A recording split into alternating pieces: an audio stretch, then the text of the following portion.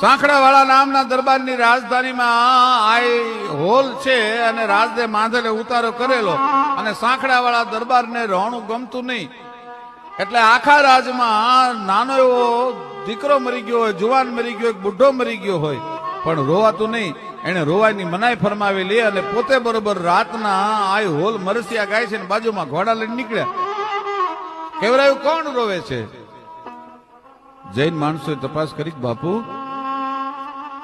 રાજદે માંધલ નામનો ચારણ દુકાળ ઉતારવા માટે આપણા રાજમાં આવ્યો હતો.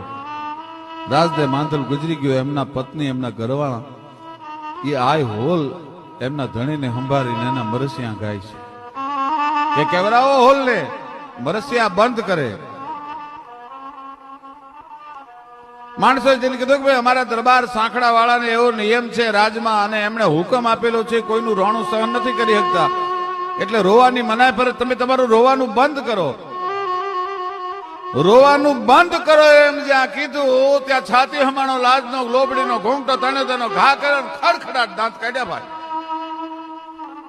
એમ તારો રાજા રોતો નથી. લે બાપ, મને હવે દાંત કઢાવ્યા છે ને, તારા રાજાને કહેજે કે હવે તારે રોવાના દિવસો નજીક આવી ગયા છે. અને ગામત્રે નીકળેલા સાંખડા વાળો દરબાર પોતાના ગામના પાદરમાં દાખલ થાય તે એક નનામી સામે મળી. 3 દિવસ પહેલા પોતાના કુંવરને સરપંચ થયો એ ગુજરી ગયા. એ વખતે સંદેશા વ્યવહારનું સાધન ને 3 દિવસ મડાને હંગરી રાખ્યું.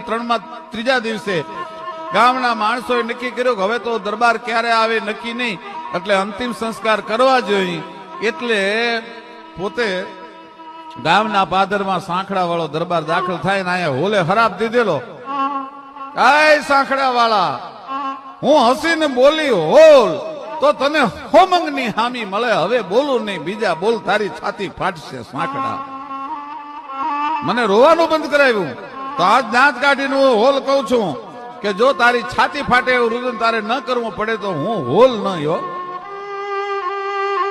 સાંકડા દરબાર પૂછ્યું કોણ ગુજરી ગયું? બાપુ આપનો કુંવર 3 દિવસ પહેલા સરપંચ થયો, આપની બહુ તપાસ કરાવી, વધારે મડાને રાખી ન શકાય એટલા માટે એને અમે અગ્નિ સંસ્કાર કરવા માટે લઈ જઈએ છીએ. પણ ત્યાં તો દરબારે ઘોડા ઉપરથી પડતું મૂક્યું હો.